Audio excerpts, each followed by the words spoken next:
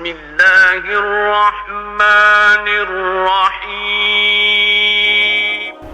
پیارے ناظرین، السلام علیکم ورحمۃ اللہ وبرکاتہ۔ یہ دنیا عجائبات سے بھری پڑی ہے، عقل مندوں کے لیے اس میں نشانیاں ہیں۔ تو آج کی اس ویڈیو میں ہم ایک منفرد اور ایک اچھوتا واقعہ پیش کرنے والے ہیں، ہمارے ساتھ رہیے گا۔ حاجی نوری مرحوم کتاب دارالسلام میں تحریر فرماتے ہیں، علماء نجف میں سے ایک عالم نے مجھے بتایا کہ میں نے اپنے گھر میں ایک کبوتر پا رکھا تھا۔ کبھی کبھار ایک بلی بھی گھر میں آیا کرتی تھی اور پھر چلی جاتی تھی، لیکن ایک مرتبہ خدا کا کرنا یہ ہوا کہ اس بلی نے اچانک میرے پیارے سے اس کبوتر پر حملہ کر دیا اور وہ اسے دبوچ کر بھاگ چلی۔ بچوں کے پیچھا کرنے کے باوجود وہ کبوتر نہ بچ سکا اور بلی وہاں سے بھاگ نکلی۔ اس طرح میرے اس کبوتر کو وہ بلی کھا گئی۔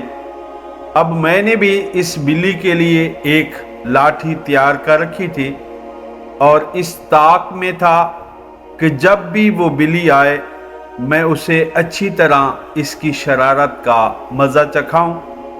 لیکن بلی بھی بڑی ہوشیار تھی، وہ سمجھتی تھی کہ جس گھر میں چوری کی ہو اور خیانت کی مرتکب ہوئی ہو وہاں دن کی روشنی میں نہیں جانا چاہیے۔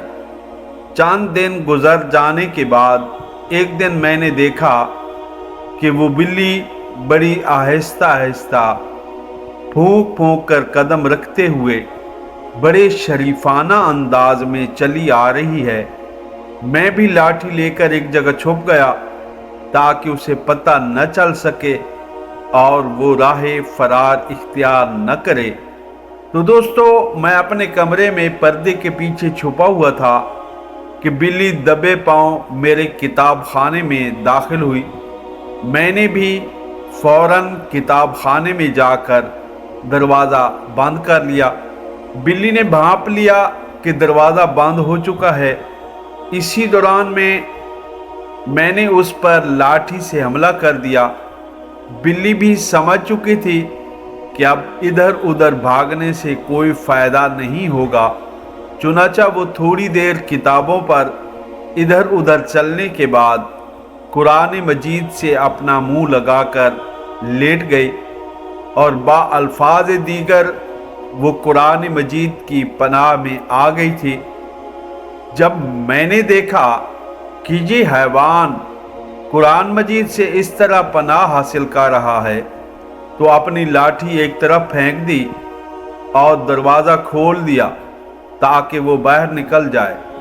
بلی دبے پاؤں باہر نکل گئی، لیکن اس نے بھی سچی توبہ کر لی تھی، اس لیے کہ اس واقعہ کے بعد اس نے ہمارے گھر پر کبھی کوئی خیانت نہیں کی اور نہ ہی کبھی کسی کبوتر پر حملہ کیا اور نہ ہی کسی مچھلی کو اپنا نشانہ بنایا۔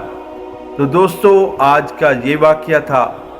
جانور بھی قرآن پاک کا تقدس اور اس کی اہمیت جانتے ہیں، تو دوستو قرآن مجید کی تلاوت کریں۔ قیامت کے دن قرآن مجید اور ماہ رمضان انسان کی سفارش کریں گے۔ تو دعا ہے کہ اللہ تبارک و تعالی ہمیں قرآن پاک پڑھنے کی سعادت نصیب فرمائے۔ پھر ملیں گے ایک نئی ویڈیو میں۔ محبتوں میں یاد رکھیے۔ اللہ حافظ۔